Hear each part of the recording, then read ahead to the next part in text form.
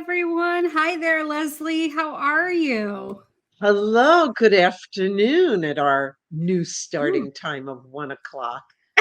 1 o'clock Eastern. And on the West Coast, if you're tuning in from there or from, other parts of the world, it may be a lot later or a lot earlier. But for us, we're doing a little half-hour difference. And in a new month. I can't believe it's Yes. February. Oh my God. I th Listen, I'm still writing 2022 on certain things, so I'll get used to 2023 mid-year maybe. Right, right. Yeah, that is so funny. Well, if you are joining us, say hello. Let us know where you're dialing or dialing, because apparently I'm back in 90. I'm 90 years old. Let Oh, us know where you're dialing in from. Oh, look, hello, Diana. there's Diana. Hi, how are you? Diana, where are you from? Let us know. And then we have Adam. Adam is my Oh, husband, full disclosure, but he's joining from the car up in Bethesda, Maryland. and that is loyalty. Oh, hello, Ava. Oh, Ava's jumping right in to talk about micromanagement, which is what we're going to be talking about today. Yes. Yes, you can have issues with parents micromanaging. Absolutely. There's a lot of parallels throughout different parts of your life. We will get into that soon. Absolutely. Leslie, Absolutely. where And are I you? think that's Oh, sorry. I'm calling in from New York City, Mhm. and I'm with Ava, like that. I think that everything almost that we talk about on LinkedIn can be applied to something in our personal lives or vice versa. I agree. And that goes to the whole point of our lives aren't in perfect buckets, right? And that's why we talk about Yes, work life integration and flexibility and all of those good things because it's all together. exactly. Oh, we have Diana. She's calling from, okay, so Diana, you're in Calgary. Love it. Love it. And oh my goodness, my cousin Steve is on here. Hi, Steve. And you only feel like you're not exactly. And that's why I was like, I'm 90 because I'm saying that. So that's funny. Um, Oh, and Stephen is coming on. Hey, Steven, Hello. another New Yorker. Awesome. Well, thank you so much, everybody, for joining us today. As Ava, kicked us off already, we're going to be talking about micromanagement and four reasons and ways micromanaging is actually knocking people right out the door. And then at the end, we're going to be talking a little bit about what you can do instead, because sometimes we're secretly micromanaging too, and we don't realize it. Exactly. So, why don't we pop right in first? Why don't we ask? I'd love to hear, Leslie. How about you? Have you ever been micromanaged? Oh, yes. And in the literal sense of someone standing over my shoulder to watch that I was doing it step by step. And it was that constant hovering that Yeah. was the main issue. It wasn't the telling how to do something. It Mm, was the control that I wasn't even left alone to see if I could do all those steps and follow directions. you bring up a really great point. Yeah, the controls behind it, right? Um, Yes. Now, was that one experience, or is that something you had multiple times throughout your career? I've had it multiple times. There was the one that's on my mind is the one that was most extreme because it literally, when I used to figuratively say, like, it's horrible to have someone standing over your shoulder. No, this person really was standing over Right. my shoulder and watching.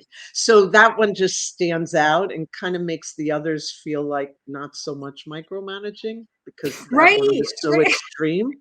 You had a baseline, a bar to look at. Yeah. So for me, What about you? yeah, yeah. Well, I've been micromanaged multiple times in my career, and I don't necessarily, um, I don't want to wish ill will towards the people who did it or anything like that, because I think, unfortunately, it's something that's very common because it's modeled behavior, and if they weren't taught anything else, that's what they're going to do with their boss or their parents, what Ava was talking about earlier. So yeah, many times, and I've had the hovering, which, yeah, Stephen here is saying that he's had that before. The hovering, oh, creates anxiety. Yes. And I the think, messaging. So they're not even physically oh, hovering, but their messaging can feel like they're hovering over you. that exactly. That's such a great point, especially virtually now, right? If people are working virtually. Um, I think I mentioned in a different live stream that I had a boss, one of my very first bosses while I was working a summer job in college, had cameras on us, and he was on the top floor, and we were on a different floor, and he would boom over the intercom at us whenever we messed up, right? And so that's like micromanaging to the extreme, watching, listening, chastising. But Wow. what about you all? Like, have you all had micromanagement in your career? I'd be surprised if you haven't, but like if you have, feel free to drop a little note about it so that we can discuss. I think the virtual thing Well, that Stephen mentioned was really interesting because email messages or Slack messages or text or phone calls, it's all exactly. micromanaging. If they're just coming at you, it's as if they're standing right there. Uh, I, it's the same control issue. You feel that you're not trusted. And Yeah. then what? I'm just a machine. You just want to push the button and get it done. Right. Well, speaking of that, Leslie, why don't we? I know you had a very interesting pre conversation on your feed where we were talking about this, and people had different viewpoints of what micromanaging might be and why they might even think it's good. So, why don't we get into talking about what is the definition in this instance of what we're talking about? Oh, coughing. Oh, I'm so sorry. Um, well, I can start a little bit on that. Is Leslie mentioned before control and trust. And I feel like that really underlines a lot of what micromanagement is about. I think some of the people on her thread were thinking that the definition might be a little different. I'm back. Yeah, Sorry, no problem. everyone. These things happen, and I didn't want to cough in all of your ears. So I muted myself for a moment. Yes, it was interesting that I thought I mistakenly thought it was universal that micromanaging, like, nope, we don't want any of that. And that opinion was there as well.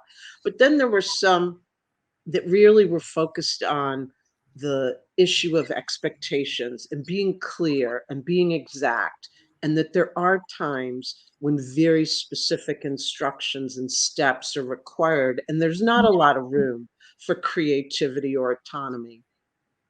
And they saw that as the positive, and Yeah, I agree with that, that there's a time and a place for the specifics versus providing more latitude for creativity. yeah, However, the real definition of micromanaging is that control part, where whether you gave specific instructions or whether you gave the more looser terms and leave room for creativity, but then you maintain the control and you don't leave any room for the employee to do it on their own. yeah. And that's where that controlling every part is actually the definition of micromanaging, or at least what we're talking about here. Yeah. That's a very important distinction too. And I think partly that might be a little bit about training, right? Like in the training where you have to like guide people step by step. But Yes. yeah. And so, yeah. So why don't we dive in and talk about the 4 reasons why it's driving people away. And it truly is. And we've seen a lot of this ever since 2020, and it still is. So why don't we go in? Leslie, do you want to kick us off with number one? Sure. Um, Something I even just mentioned, the same word, it removes autonomy and freedom. Um, it's frustrating. I mean, that's associated with the trust too. Hey, you gave me an assignment. I'm here to do it. And also, I'm here to think about it and figure out how to get it done. If I deliver the results, why do I Mhm. need you watching over every step? Let me do my job. A manager is not someone to just stand over and watch like a camera, like you described. Like a literal camera, right? Yeah. Um, and the thing that's so important about autonomy and freedom, right? Like, I'm a career coach. I have a lot of clients who are looking to change jobs or like figure out the next step in their career, or they're unhappy in some way. And I'm telling you, maybe 80% of the time, it comes down to autonomy and freedom, because they Hmm. don't feel like they're either in charge of their own career path. They don't feel like they have in charge of the day-to-day responsibilities of their work, of the outcomes of like how to do their work. And Yes. when we remove that autonomy, just even in psychology classes, it's one of the most important aspects of like actual psychological need humans have in order to feel fulfilled and motivated. So when you remove Absolutely. that, there's no question about why people would want to walk out the door. Absolutely. And if I can just jump into this second one, I Yeah. even want to add to it, it does foster conflict. And I could tell you that more than 50% of the workplace conflicts I deal with are related to this. And some of it's frustration on a manager's part. And this is, I'll give a little scenario. They'll say, it's so frustrating. I don't have time to do my own work. Someone's always coming into my office. And then Mm. when we start unraveling it and finding out why they're coming into the office, they're asking for the next step. So then we kind of dig deeper and find out, well, why are they always asking for the next step? Because you've never really given them the autonomy to figure out what the next step is. And then Yep. you find out, well, it's quicker just to tell them what to do. And that's Yeah. true Yeah. in that initial moment, it's quicker. But then look what happens in the long term. No one is given permission to think, so they don't. And now the manager not only has to do thinking for their own work, they have to do thinking for all the work of the team. So it's that classic lesson of like a little upfront work and effort is worth it, because in the end, then you're going to have a team who can operate and work independently and together. You bring up such a great point there. When it comes to the whole, sometimes it's easier just to tell someone what to do. And that's why I said, are you a secret micromanager? Because I can tell you from personal experience, I've been there. I'm definitely a secret micromanager, or I have been, and I try to work on it. Yes. Um, I think a lot of high achievers, they're so used to getting promoted and moving up the ladder from performing really, really well. And so then when all of a sudden it switches and now they're a management or leadership, they know the right way to do it. They know how to do it efficiently best, and or what they think might be best, right? So they feel like, oh, it's just easier and quicker. I have all these different priorities coming at me. We have deadlines. I should just do it myself and or tell them exactly how to do it. And Yes. yeah, but that creates a lot of conflict. And that's when Yes. people say, I hate my boss. They don't let me try anything. They don't let me do anything. So Exactly. yeah, And but everyone's frustrated, not just the micromanager, the team, and it's all for the wrong reasons. absolutely. And when I think this also goes to this part about conflict. This point goes back to not feeling seen or heard. Yes. And if you, as a contributor, aren't able to share your ideas, how you want to do things, or how you might do something differently, then all of a sudden you no longer feel seen or heard. You feel like you're just you mentioned before the robot, the order taker. Yes. I just execute on things. Tell me how to do it. Yes. Exactly. And then you stop thinking Yes. because that's what you've been taught. Like, hey, on this job, I'm just gonna wait to be told. And then you're asked, like, why aren't you doing anything? Because I'm waiting for you to tell me what to do. Exactly. Um, Right. And you learn to learn behavior. Then you just start, yeah, waiting and asking and only being the order taker. but I have to say, you mentioned that you know that you've Oh micromanaged at yeah. different points, and I've definitely heard myself not say it out loud, but in my head, "Oh, it's just faster if I do it myself." Um, And that is the conflict almost in all of our lives and the workplace. There isn't enough time.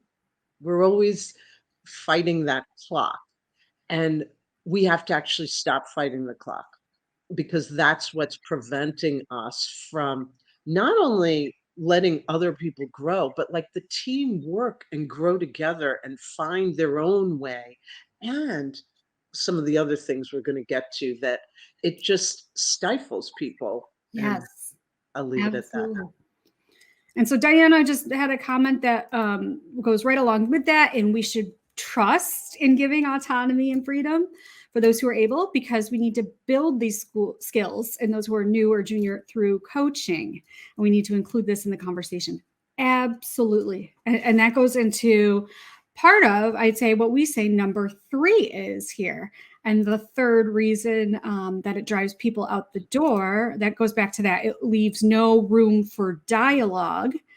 And dialogue, I think that goes back to the seen and heard we talked about earlier. Yes, And and dialogue then, and now we're going to kind of pop right into number 4, um, stifles innovation, learning, and growth, because dialogue leads to learning, right? absolutely. And you know, we've mentioned before that at one point in my career, I did work for the government. Mhm. And I always was hitting this where the thought was, well, if this is how we always did it, let's keep on doing it, even if it's broken. Because I would say, well, it's broken. Let's like fix it. There's other ideas. Let's try something. And they were so stuck in this is how I was told to do it 32 years ago when I started this job, and I'm going to do it till that 48th year when I retire or whatever it is. Um, but I wonder if they had been allowed to Yes. think and try a different way and still deliver the results, how different their careers would have been. It's so true. And that goes back to kind of like the why people do this, right? Why? Because it can seem easier because it's been Yes. done that way before, that it was modeled behavior. And then, part of it, going back to the control, is like that feeling of you do know best, because that's how it was done. And I know this is the most efficient way to do it. But then it cuts out any innovation. There's no risk taking. Even Yes. if even if you think something might fail, if we try it this way, that's how people learn. And we know, when you look back to Ava's comment earlier about parenting, oh my goodness, that's where I have to stop myself being a micromanager a lot Yes. for my daughter, and say, like, I know the right way, but I have to let her fail. I have to let her be able to take those risks. And you know what? She does surprise me. She will do something in a different way that'll work that I never expected it to. So, Because we only see it through our own lens. yes. And until we listen to someone else where they're literally like looking at it from the opposite view of us, it's Yeah. like, oh, I never thought of it like that. Not only will we get good results, we're actually going to get better results if we try it your way. And even if we don't, we just learn from it. Why not? Absolutely. And yeah, and this goes both ways, right? Like this number 4 about it stifles innovation, like not only for the employee who it's stifling them, but it's stifling innovation for the boss, for the manager, Yes. and for the company overall, right? Like it's no longer talk about if your competitors are taking risks, if they're going through and doing innovative new things that haven't been done before. You see how that, especially in the last 20 years, I mean, there's examples all through history, but in the whole digital boom, how quickly Yes. those can take off, and all of a sudden, the people who have only been doing it the old way are left. Yes. So They're yeah, left behind. Yeah. Um, I do find, and I think we know this, that like micromanaging, it's this sense of control. And the person who may come off as being like this strong dictator type of person, it's usually a reflection of their insecurity, is what I found, that they wanted it only to be done their way with their steps that they were going to watch over, because they feared the creativity and the innovation of their team, because they thought too much about the competition among leader versus team versus like that whole concept of, but if we all grow, we all like rise together. And they saw it much more as a competition Yes. between manager and team. It's a threat. They're threatened about their own Yes. job if they're threatened that they might get pushed up because, oh, well, this person, I'm the leader. I'm supposed to know everything, and I don't want this person to outshine me. Um, Yes. yeah. So let's bring a couple of Absolutely. comments here. We have Stephen who mentioned the tension between your desire to enjoy your work and trying not to be turned into a number is what causes conflict. Yes.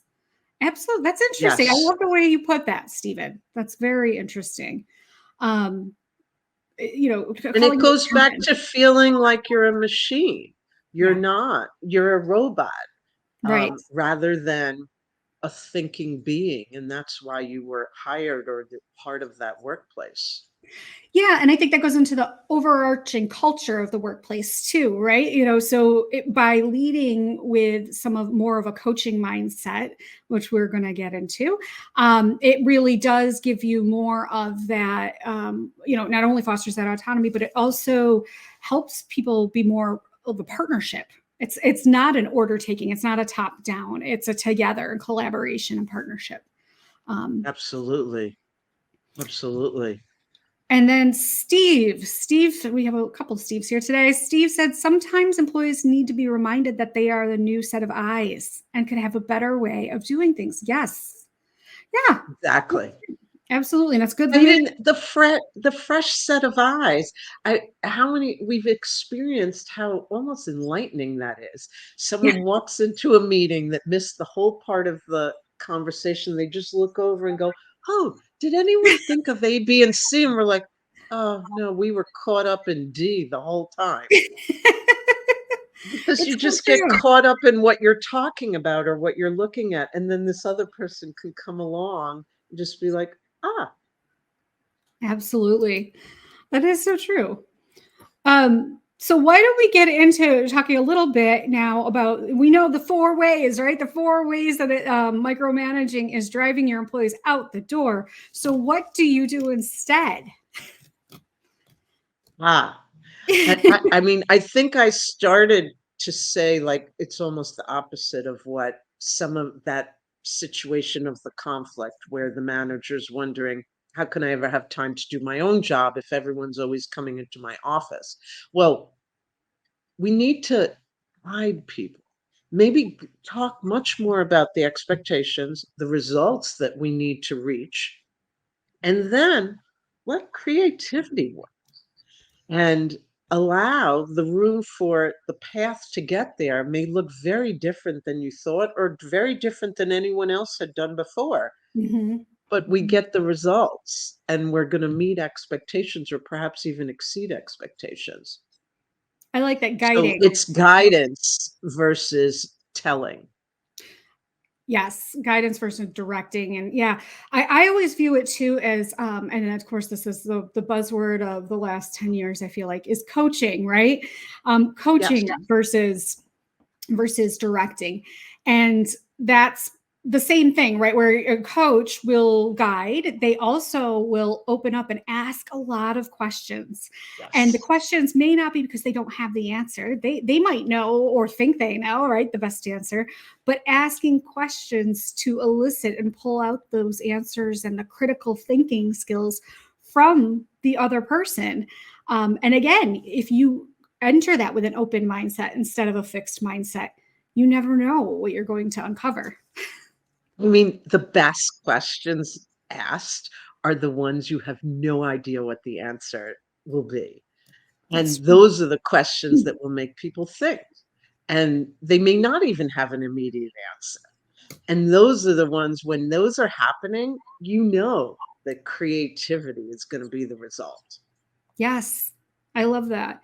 And asking people to uncover their answer themselves, right? So there's that old saying of like you can lead a horse to water, but you can't force him to drink. Well, in this case, you may not even want to lead it to the water. You may just say, here's a field. There's a pond there Yes. with some water. There's some other stuff, and let the horse decide. I don't know why I'm comparing employees to horses, but Right. you get where I'm going there. And the interesting part is that we can be amazed at what happens. Like they'll find another source of water that we never Yes. even imagined could exist. Um, Yeah. and that's where some people have said, like, the best question you can ask is just waiting to be amazed by the response. Hmm. And that's when the creativity, the innovation, and just sometimes the most obvious answer Yeah. is there because we're seeing it from a different angle because our focus unfortunately keeps us focused and we think we see much more than we do and we think we hear more than we do. You need someone else, their eyes, their experiences to kind of add that extra that you couldn't see. Yeah. And you touched on this before, but if I were to think of like the number one thing that I would say to do here for all of this is to create and make time for it.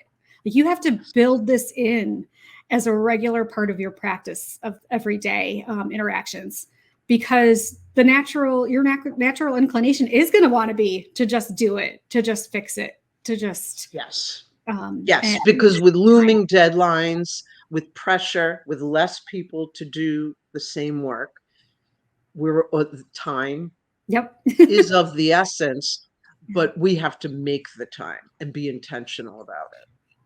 That's yeah, intentionality. That's perfect. Absolutely.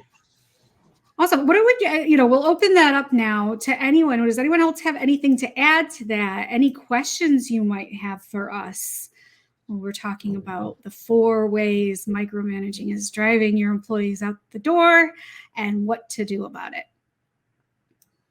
I did wanna there were a few quotes that, like, emphasize some of what we were talking about, like, someone quoted, "I love being micromanaged, said no one ever." Right? That's absolutely. I really can't think of any instance personally. So I would love, those people who said, "Oh, sometimes micromanaging can be great." I'd love to hear, have they experienced that? That, when was it great for them on the flip side, when it happened to them? So, I mean, one person started to say it's it has to do with clear expectations, Hmm. understanding people's jobs, being able to give clear instructions. And that's why I said there's that piece of micromanaging, which is part of the definition control versus I agree that clear expectations and setting them and describing them and checking in about them is very important. However, the control part is is the one that drives people away. Absolutely. And And we that's the key said to it, it's hunting. the Yeah. exactly. It's that physical, watching over through a camera, in person, through messaging, through other digital means where there's no room to get it done. There's no trust that I'm gonna do it, that you have to watch over me the whole time. That's the true micromanagement, and that's why it becomes so toxic, and most micromanagers end up in the category of bad bosses. Absolutely. I think it's the telling you the how, who to speak with, when to do it. It's all of that, right? Like getting all of it, but maybe even without telling you the why, and that makes it feel even worse. So when they control Exactly. all of that, but don't tell the why part, that makes it 10 times harder. Exactly. And that's why so many people say start with the why. If I understand why we're doing this, it could also provide me incentive to want to be even more creative and innovate and come up with a new way or determine that the way we were doing it before might be the best way. Absolutely.